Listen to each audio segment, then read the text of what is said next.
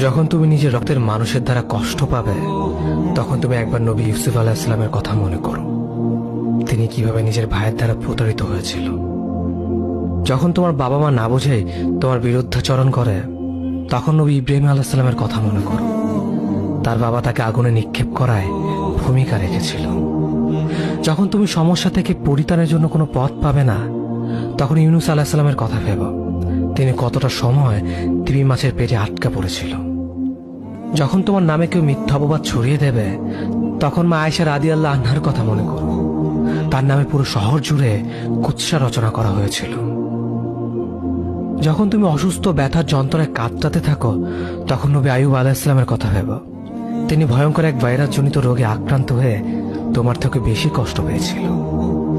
যখন তুমি দিনের কোনো বিধান নীতিতে যুক্তি খুঁজে পাও না, তখন নবী নূহ আলাইহিস সালামের কথা ভেবো। তিনি কোনো প্রশ্ন ছাড়াই মরুভূমিতে নৌকা তৈরি করেছিল।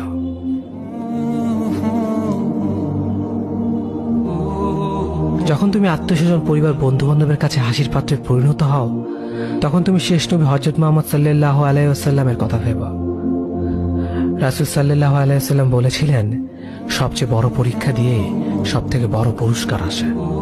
যখন আল্লাহ কাউকে ভালোবাসেন, তখন তাকে পরীক্ষা করেন, এবং যে এই পরীক্ষাগুলো মেনে নেয়, সে আল্লাহর সন্তুষ্টি অর্জন করে। আর যে অভিযোগ করে, সে তার ক্রোধের পাত্র হয়। হে আল্লাহ, তোমার কথা মনে করা, তোমার প্রতি কৃতজ্ঞ হওয়ার এবং তোমার ইবাদত করার তৌফিক আমাদের দান করো। আমিন। যেভাবে তুমি সন্তুষ্ট হও, সেভাবেই আমাদের পরিচালিত করো।